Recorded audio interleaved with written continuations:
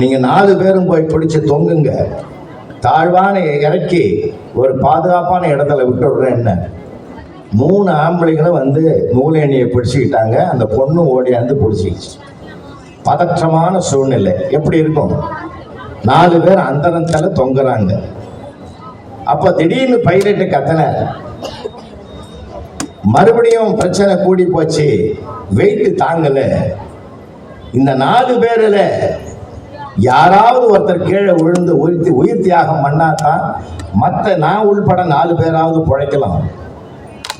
ஏதாவது முடிவெடுங்கன்னாரு. யாராவது முடிவெடுப்பானா? மயான அமைதி. 3 ஆம்பளையும் பிடிச்சுன்னு தொங்குற, அந்த அம்மாவும் தொங்குது நூலேணியில. கற்பனை பண்ணி பாருங்க. கொஞ்ச நேரத்தில் அந்த அம்மா தான் வாயை திறந்தது.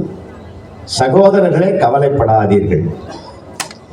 எந்த ஒரு தியாகத்தையும் செய்வதற்கு ஒரு தாய் முன் வருவாள், இல்லை என்றால் தாரம் முன் வருவாள், இல்லைன்னா கூட பிறந்த சகோதரி முன் வருவாள்.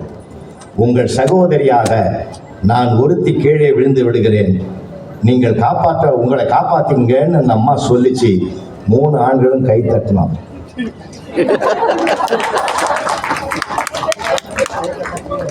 பைலட் எட்டி பார்த்தான். புண்ணியவதி நீ வாழ்க, ஊருக்கு ஒன்ன மாதிரி ஒரு ஆள் இருந்தா போதும். நான் கேட்கிறேன், அங்க என்ன சொற்பொழிவு நடக்குது கை தட்டுறதுக்கு? அப்போ அந்த ஒரு உணர்ச்சி வசப்பட்டு தன்னை மறந்தான். பார்த்தீங்களா? தன்னை மறந்ததுனால் அந்த கவன சிதைவினாரு தனக்கே ஆபத்து வருகிறது. அதனாலதான் நான் சொல்றது, பிள்ளைகளுக்கு எல்லாத்தையும் கற்றுக் கொடுங்க, நல்லா பேச கற்றுக் கொடுங்க ஐயா. அதுதான் நம்ம என்ன எல்லாம் படிச்சுதான் மார்க் வாங்கிட்டோம். இப்ப இருக்கிற பெற்றோர்களுக்கு